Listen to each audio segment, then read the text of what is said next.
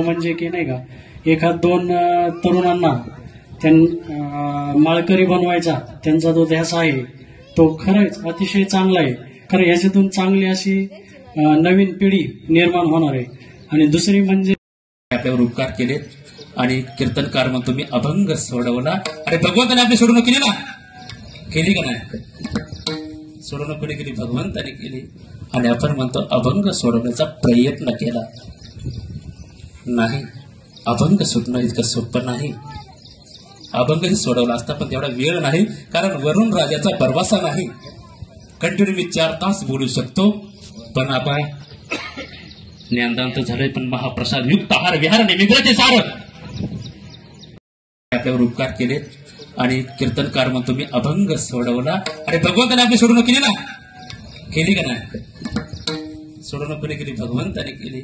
आणि आपण म्हणतो अभंग सोडवण्याचा प्रयत्न केला नाही. अभंग सुटणं इतकं सोपं नाही. अभंगही सोडवला असता पण तेवढा वेळ नाही, कारण वरुण राजाचा बरवासा नाही. कंटिन्यू मी 4 तास बोलू शकतो, पण आता ज्ञानदान तर झालंय, पण महाप्रसाद युक्त आहार विहार निमित्ताचे सार मित्र विशालजी यांच्या वडिलांचे चतुर्थ पुण्यस्मरण, आणि या पुण्यस्मरणानिमित्त आपण सर्वजण या ठिकाणी उपस्थित आहोत. बऱ्याच वेळा प्रथम पुण्यस्मरण, द्वितीय पूर्ण स्मरण असं ऐकलं जातं, परंतु चतुर्थ पुण्यस्मरण शक्यतो कोणी करत नाही. परंतु वडिलांविषयी असलेला आदर, प्रेम आणि त्यांनी दिलेली शिकवण ही पुढे टिकून राहावी, त्या निमित्ताने वडिलांनी जे काय पुण्यस्मरण करायचं म्हणजे काय की त्या निमित्ताने अन्नदान होतं. साधू संतांच्या वाणीतून आपल्याला सुंदर असं कीर्तन श्राव्य होतं, आणि जे काही आईवडिलांनी आपल्यावर जे संस्कार केले, या संस्काराची पुढे टिकवून ठेवण्याच्या निमित्ताने हेच पुण्यस्मरण केलं जातं. विशेष म्हणजे आज या ठिकाणी हबाप आबाजी महाराज यांचे सुंदर असे सुश्राव्य कीर्तन आपण सर्वांनी ऐकले. आणि बरेच कीर्तनाला जातो, म्हणजे नाही का पुण्यस्मरण हे असेल त्या ठिकाणी, तर नुसतं एका कानाने ऐकून दुसऱ्या कानाने आपण कीर्तन सोडून देतो, आणि बरेच कीर्तनकार नाही का हसवतात.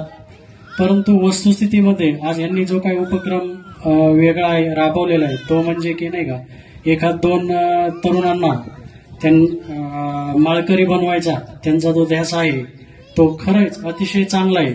खरं याच्यातून चांगली अशी नवीन पिढी निर्माण होणार आहे. आणि दुसरी म्हणजे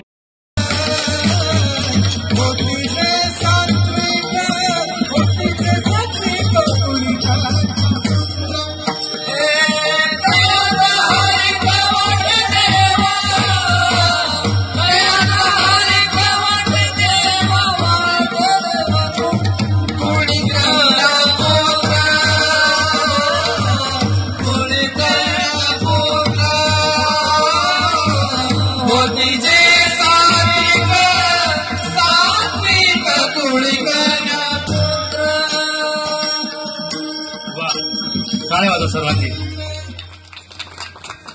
किती गोड वेग होय बघा ना. प्रमाणही आलं आणि दुसरी चालही आली, आणि खऱ्या अर्थाने असा त्रिवेणी संगम ज्यांच्यामुळे लाभला.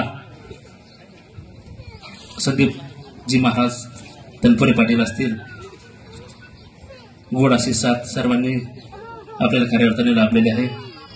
आणि बोलण्यासारखं भरपूर असतं, कारण खरं बोललं म्हणजे बरं वाटत नाही, आणि बरं बोललं म्हणजे खरं वाटत नाही. आणि खऱ्या अर्थाने सर्वात श्रेष्ठ नाम कोणचं आहे?